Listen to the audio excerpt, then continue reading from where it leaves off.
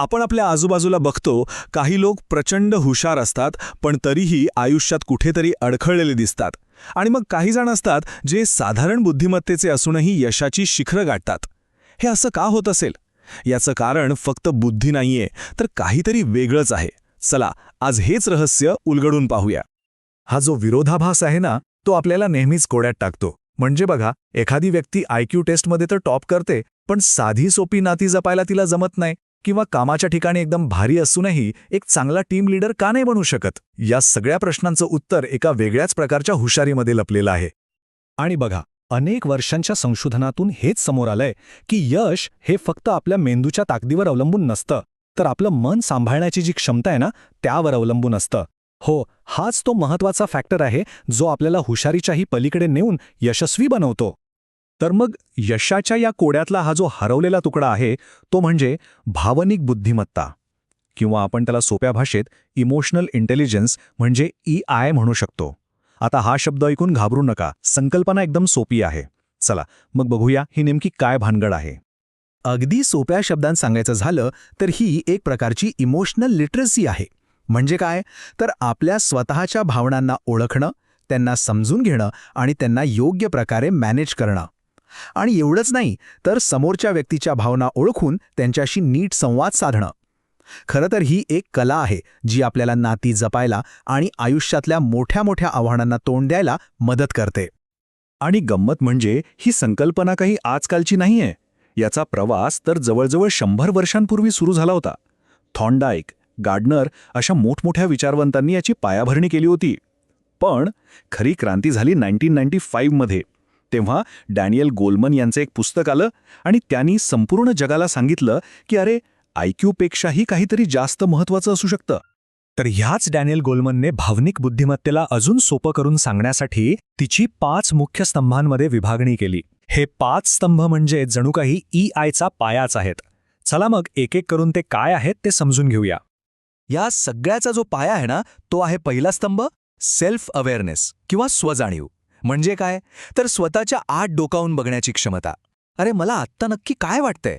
मला राग येतोय, आनंद होतोय की भीती वाटते? आणि सगळ्यात महत्त्वाचं, ह्या भावनांचा माझ्या विचारांवर आणि माझ्या वागण्यावर काय परिणाम होतोय हे समजून घेणं. आता यात पण ना 3 महत्त्वाच्या गोष्टी येतात. पहिली गोष्ट, आपल्या भावना वेळेवर ओळखता येणं. दुसरी, स्वतःची ताकद काय आणि आपल्या कमतरता काय आहेत हे प्रामाणिकपणे स्वीकारणं, ज्याला आपण सेल्फ असेसमेंट म्हणतो. आणि तिसरी गोष्ट म्हणजे ह्या सगळ्याच्या आधारावर एक पक्का आत्मविश्वास बाळगणं. ओके, तर एकदा का आपल्याला आपल्या भावना कळायला लागल्या की मग येतो दुसरा स्तंभ, सेल्फ रेग्युलेशन म्हणजेच स्वनियमन. सोप्या भाषेत सांगायचं तर भावनेच्या भरात वाहून न जाता विचार करून मगच कृती करणं. आपण म्हणतो ना, थिंकिंग बिफोर ॲक्टिंग, अगदी तसंच. हे म्हणजे कसं, आपल्या इमोशन्सच्या गाडीला योग्य वेळी ब्रेक लावण्यासारखंच आहे.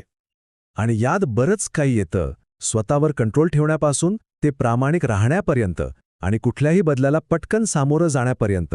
ज्या व्यक्तीमध्ये ही क्षमता असते ना, ती आपोआपच जास्त विश्वासार्ह आणि जबाबदार बनते. आता वळूया तिसऱ्या स्तंभाकडे, सेल्फ मोटिवेशन म्हणजे स्वप्रेरणा. ही अशी प्रेरणा आहे जी बाहेरून नाही तर थेट आतून येते. पगार किंवा प्रमोशनसाठी नाही, तर फक्त ते काम पूर्ण केल्यावर मिळणाऱ्या समाधानासाठी धडपडणं. ही एक प्रकारची आतली आग आहे जी आपल्याला सतत पुढे ढकलत राहते. अशा लोकांमध्ये ना आपलं ध्येय गाठण्याची एक वेगळी जिद्द असते, कामाबद्दल एक कमिटमेंट असते आणि कितीही वेळा अपयश आलं ना तरी ते हार मानत नाहीत. त्यांचा तोच ऑप्टिमिझम, तोच आशावाद त्यांना प्रत्येक संकटातून बाहेर काढतो. आता येतो चौथा आणि खूप खूप महत्त्वाचा स्तंभ, तो म्हणजे समानुभूती किंवा एम्पथी. याचा सरळ सरळ अर्थ आहे दुसऱ्याच्या जागी स्वतःला ठेवून विचार करणं. समोरच्या माणसाला काय वाटत असेल, त्याच्या भावना काय असतील हे समजून घेण्याची क्षमता. आणि खरं सांगायचं तर हाच मजबूत आणि निरोगी नात्यांचा खरा पाया आहे. आणि आता शेवटचा 5वा स्तंभ, सोशल स्किल्स म्हणजेच सामाजिक कौशल्य. खरं तर हा आधीच्या 4ही स्तंभांचा रिझल्ट आहे. म्हणजे जेव्हा आपण self awareness, self regulation, motivation आणि एम्पथी या सगळ्याचा वापर करून इतरांशी बोलतो, वागतो, तेव्हा त्याला म्हणतात सोशल स्किल्स. यात काय काय येतं? तर प्रभावीपणे बोलणं, इतरांना इन्स्पायर करणं, लीडरशिप करणं किंवा मग कुठला वाद झाला तर तो शांतपणे मिटवणं, हे सगळं यातच आलं.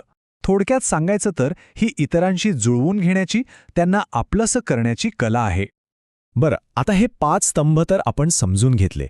पण मग एक प्रश्न मनात येतोच की हे इमोशनल इंटेलिजन्स जन्मापासूनच असते की आपण ती वाढवू शकतो? तर चांगली बातमी ही आहे की ही एक कला आहे, एक स्किल आहे, जे कोणीही सरावानं शिकू शकतं. चला तर मग बघूया हे करायचं कसं. इथे हे 2 मार्ग बघा. एका बाजूला आहे कमी EI, जो आपल्याला भीती, एकटेपणा आणि अस्थिरतेच्या दिशेने घेऊन जातो. आणि दुसऱ्या बाजूला आहे हाय EIचा मार्ग, जो आपल्याला आनंद, समाधान आणि आत्मविश्वासाकडे घेऊन जातो. आता निवड आपल्या हातात आहे की आपल्याला कोणत्या रस्त्याने जायचंय.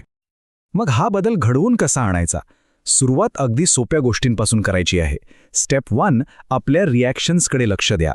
म्हणजे रागाच्या भरात आपण कसं वागतो हे जरा तपासा. स्टेप 2, स्वतःच्या चुका मान्य करा आणि त्यांची जबाबदारी घ्यायला शिका.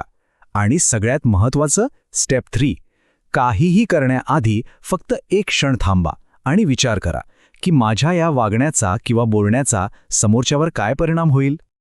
तर आता आपण या सगळ्या चर्चेच्या शेवटाकडे आलो आहोत. मग यातून काय घ्यायचं? तर एक गोष्ट लक्षात ठेवली पाहिजे. भावना म्हणजे दुबळेपणा नाही, तर ती एक प्रचंड मोठी शक्ती आहे. आणि ह्या शक्तीला योग्य दिशा कशी द्यायची हेच आपल्याला भावनिक बुद्धिमत्ता शिकवते. आणि एकदा का ते जमलं की यशस्वी आयुष्याचा रस्ता आपोआप मोकळा होतो.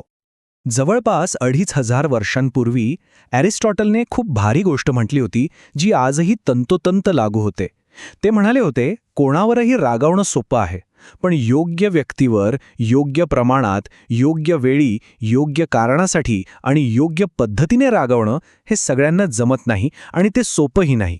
बघा, हीच तर आहे इमोशनल कंट्रोलची ताकद. आणि शेवटी या सगळ्याचा सार एकाच वाक्यात सांगता येईल.